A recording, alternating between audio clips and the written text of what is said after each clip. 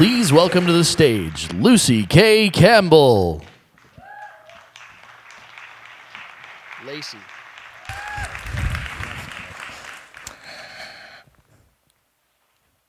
Good morning. Yeah, all right. This is what I do while I wait for my slides to come up. Just make eye contact with folks. Hi. All right, so it was a frigid Thursday morning in Chicago, and I was at a beautifully built WPA-era school on the southwest side, and I was getting ready to go in and perform for an auditorium filled with very wiggly, very bright, very excited kids. And in the front 2 rows, their eyes blazing with anticipation and absolute terror, were the 4th graders. They were the stars of this year's annual tradition, something that some of them had been looking forward to for years. They were about to see the stories that they had written performed for the entire school. I was working with a company called Barrel of Monkeys, and Barrel of Monkeys goes into Chicago public schools that otherwise have no arts funding. And we go in and we teach creative writing workshops for 6 weeks. And each student gets their very own journal, and they can fill that journal with stories, poems, plays, drawings, whatever they want. It's their journal. At the end of those 6 weeks, we borrow that journal and we take it back to a team of performers. And among the performers, we were comedians from Second City, actors from Steppenwolf, and we would adapt their stories into a 45-minute sketch show and come back and perform it for the school.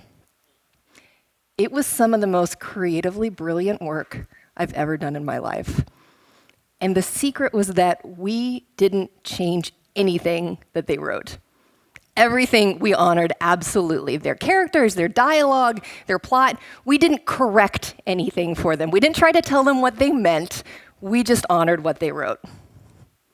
And it kept the shows completely surprising, absolutely hilarious, and just sublimely weird. I don't know how many 4th graders y'all have in your lives, but they come up with some real gold. All right, but sometimes we would need to sort of like decipher some handwriting or try to string together a sentence, because we were really big on when we went in and taught these creative writing workshops, we didn't want someone to feel like they weren't a writer just because they weren't a great speller. And there's so much testing happening in school, so we didn't want any of that to tamp down the idea that they had wonderful ideas and that they could tell great stories. So what this meant is that sometimes we were in a position where we were trying to kind of untangle exactly what they meant to do it the most justice. So we were adapting stories for this school. It's a mostly Mexican-American neighborhood. And this one girl had written a story about her birthday party, and it's pretty standard, and she'd written that she knew that there would be her family and there would be pictures, and she knew that she would have her face in her cake. And we're like, is it like a photo sheet cake? Or like, we puzzled on her, and we were like, maybe she meant like the cake in her face, like she was just eating cake. And that's how we all know a birthday party goes, right? So we went ahead and staged it and adapted of a kid eating her birthday cake, not a big deal. There was one person in our cast who wasn't from the States. Zara was from Turkey, and she just held on to this journal, and she kept looking at it. And after a while, she said, I really think she meant her face in her cake. So we did something that we never do. We called the school, we reached out to the classroom teacher, and we were like, hey, there's this detail in the story. It seems like it's important. Something about a face and a cake. And the teacher said, oh, yeah. This is a big deal here. All the families around here, when it's a kid's birthday, the parent will wait until they're not expecting it and then pop their face down in their cake. And the kid gets icing all over their face, and the grown-ups take pictures, and the kids hate it because it's really embarrassing, and it's just this whole thing. And we're like, okay, so it's the day of the show, y'all. And we have one shot to get this right. I mean, this is not a repeat performance type situation. So we start the show, it's going well, we get to the birthday story, we do our thing where we say, where's Penelope? Penelope, you wrote this next story, it's called My Birthday. And we start the story, we start performing it, and all of us are checking in with each other on stage the whole time. The performer playing Penelope's dad, the performer playing Penelope, because all of us are like, seriously? Is this really a thing? And we get to the moment, and the cake comes out because, of course, we bought a real cake. We're professional performers. Thank you. And he pops her face down into the cake, and the room exploded. You could not tell what was laughing, what was yelling, what was like screaming as a way of processing intense emotions. The room was gone. And we had, maybe there were 4 or 5 sketches left in that show, but the face in the cake effectively ended that show. We never got them back again. And we, a team of otherwise very good performers who knew what we were doing, we would have blown right past that because it didn't fit the story we knew about how a birthday party goes. It took somebody calling us out and saying, hey, you're writing off this one detail because it doesn't fit with your shared experience, but that shared experience is actually a very narrow experience. And I'm so glad she did, because that moment for those kids, for Penelope, for us, was such a gift. And that's what I'm here to talk to you about today. My name is Lacy Campbell. As Ian mentioned earlier, since part of the whole point of diversity is bringing in more voices to offer depth and nuance, I've invited 2 of my collaborators, Aisha Malik and also Nazanin Mehrain. And they are, as again Ian mentioned, respectively from Pakistan and Iran, so thanks to the Muslim ban and other visa restrictions, it was impossible for them to get into the country. But we will have them on screen, and hopefully we will have Nazanin on Skype later on for some Q&A, so hopefully that will work out. But for now, I want to talk about stories. And specifically, I want to talk about the stories that you grew up with. We understand stories before we even understand language. We absorb them through sounds and music and through images. Throughout our entire life, stories are an escape. They're a decoder ring to help us understand the world. They're a sneak peek into a life we haven't yet lived and maybe never will. But one thing I think it's very easy to lose sight of is that the stories that we hear and we collect become pieces of the mosaic that make up our personalities. Stories anchor us into a space, a physical place. I bet everybody in here right now could tell me a story specific to where you grew up. Stories explain monuments and statues. They explain geographic formations, even weather. So when I think of diversity in creative work, it's about the diversity of the stories in that mosaic. It's about the stories that you bring into the room, the rehearsal room, the charrette, the meeting. And it only stands to reason that the more stories you have gathered around you in those rooms, the better, the richer, and the deeper your content is going to be. And as much as we live in an age of mass media, I find that a lot of the very formative stories come in the form of folk tales. So folk tales are the whole, it's just in the water of a space. They give us values, they give us biases that we don't even know we have, a sense of what is right and what is wrong, who's a villain, who's a hero, what a hero looks like. It's a common story language that's woven throughout our schools and our families, even our faith communities, and our geographic communities. And as we, in themed and immersive entertainment, as we are making content for more diverse, more sophisticated audiences, the work that is going to reach more people draws from a wider cultural base every single time. And the explosion of digital media that has come out recently, and also the media criticism. And when I talk about media criticism, I'm talking about comments, about what gets a repost, about the very dreaded social media call-out and Twitter feud. This degree of consumption and production and criticism has given us an audience with an incredibly fine-tuned antenna. Audiences right now, especially young adults, they will see monolithic, one-size-fits-all storytelling a mile off. They can sniff out cultural appropriation. So I want to make sure that I'm being clear that this isn't about being woke for the sake of being woke. This is about doing our jobs well. This is about thoughtful storytelling.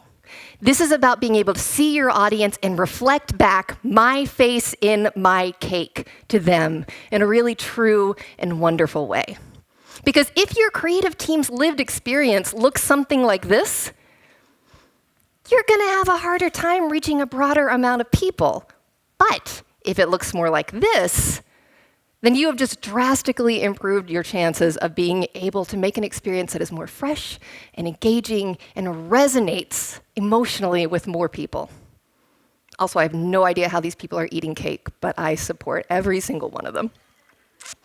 So you've already heard about how my birthday cake eating bias can potentially shut down some of your best work, but I'd like to hand it over to my collaborators now, Aisha and Nazanin, and let them talk about how their backgrounds and their stories have influenced their work. So for the first part, we'll hear from Aisha, who worked on an IP that I would say, I think we can all say that we all know and love. And her challenge, or her team's challenge, was how to take this concept and translate it into a way that it would really be heard. Hi everyone, I'm Aisha. I was part of a US SATE project aimed at making the Pakistani version of Sesame Street, which we call Sim Sim Hamara. I joined as a project coordinator and was subsequently part of the writing team, which put me in a unique position because I had to relay feedback from Sesame Workshop in New York, who we were in very close connection with while making this project, to my other writing team members, which led to a realization that things can often get lost in translation.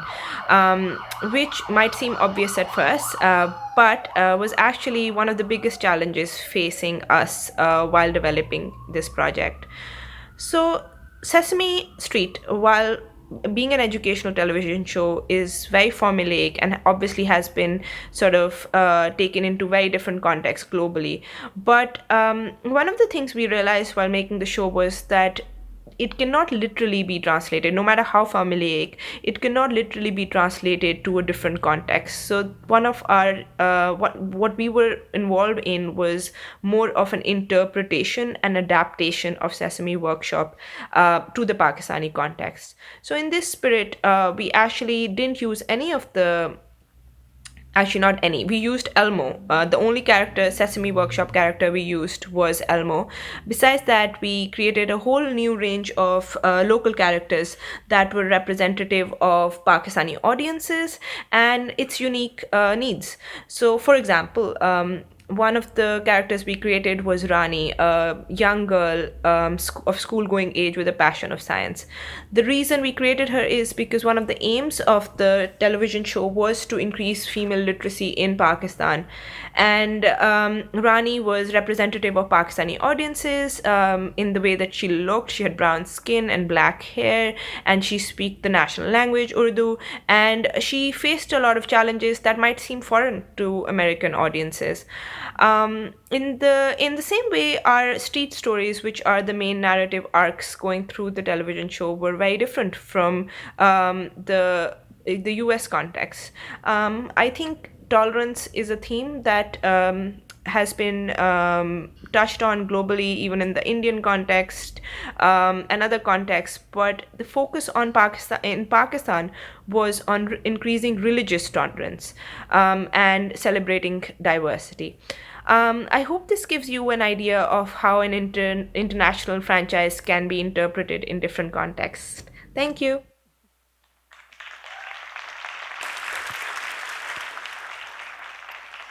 So I've talked a lot about narrative, but I'd also like to make sure that I'm talking about design as well, because that's such an enormous part of storytelling.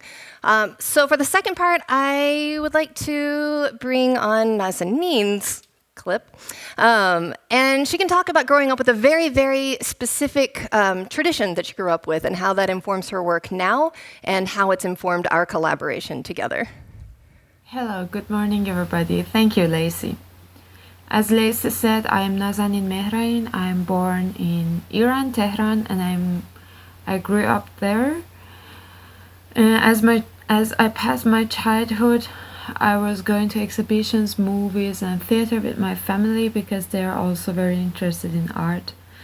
And I've been from the beginning fascinated about our motifs, our details, and colors we use in terms of architecture, carpet art, and painting. But I was also kind of used to it because it was everywhere around me. And then with age of 15, I've been sent to Germany, and there I just got kind of a cultural shock and art shock, because I started to know contemporary art and modern art and 20th century art. And that was an experience which I could now compare our own art style to contemporary art, and I understood how special is our art. Then later I studied art in the university, and for pre-university I picked up my focus on miniatures, and I was sure that I want to use this style in the future. Then later I heard about a project using toy theater in puppetry with a US-based director, which was Lacy. And the context was about against refugees crisis, and very up-to-date style and storytelling and storyboards that I received for our beginning of the project.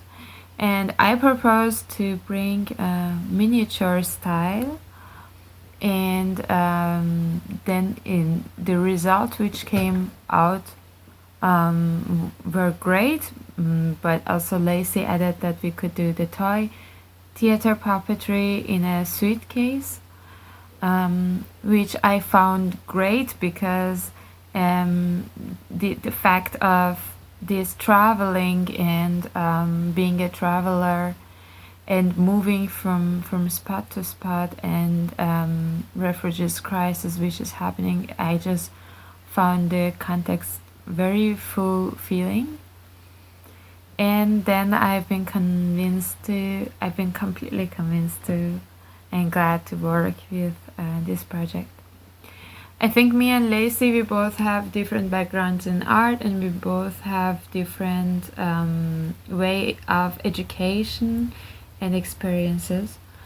But we are united in one goal. So as we go longer in the project, we understand each other better, and we respect each other's idea to make the work better and reach our goal. So just to show you where we landed, I had originally proposed coming up with working in a style called toy theater. It's a very Victorian, two-dimensional theater. We saw some examples of it there. But as you saw, it's very Western looking, and it's very kind of finicky. But I was very interested in telling stories from the Arabian Nights inside of a suitcase, because that's the cool thing about toy theater. It's very, it completely disappears and then it pops up, and it's something very cool. And Nazanin really was interested in working in elements of Persian miniature, which was her specialty. So this is just a little tiny clip of where we ended up, just to kind of give you a sense of how our aesthetics came together. Scheherazade turned her suitcase toward the judge, opened it up, and said, "Once upon a time, there was a kind, noble king who fell desperately ill with the most dangerous fever of them all, baby fever. And so he consulted with a former..." So it's just a really fun, playful conflagration of those two things. So I just want to wrap up with one last story. This comes from not necessarily my geographic homeland, but my cultural homeland. I'm born and raised in Texas, so pep rallies and quarterbacks were very much the folk tales that I grew up in. In fact, football was the first live theater I ever saw. This is a story of the Rooney Rule. So in 2002, two head coaches in the NFL unexpectedly lost their job. Tony Dungy, who was then coach of the Tampa Bay Buccaneers, Dennis Green, who was coaching the Vikings at the time. It was surprising because Tony Dungy had a winning record, and he also had an incredible resume of coaching jobs under his belt. Dennis Green had just had a losing season, but it was his first in 10 years of coaching pro ball, otherwise totally winning season.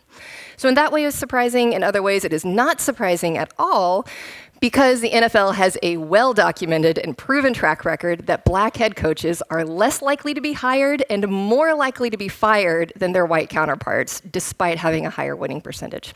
So when Dungy and Green lost their jobs, it precipitated something called the Rooney Rule. The Rooney Rule is a policy that requires league teams to interview at least one ethnic minority candidate for head coaching and senior football operations jobs. That's it, just an interview. That's all that was required. And by the start of the 2006 season, the number of black coaches had more than tripled. It went from 6% to 22%. Is the Rooney Rule the answer to hiring discrimination? God, no. No, and I am definitely not up here to tell you that the National Football League is a bastion of justice, equity, diversity, and inclusion. But the Rooney Rule is a no-brainer. It's something that everyone in this room can do. So the next time you're putting together a room, look for someone whose stories are very different from the stories that you grew up with. Your colleagues will notice. The industry will notice. Your audience will notice. And if you do it right, you might just blow a fourth grader's mind. Thank you.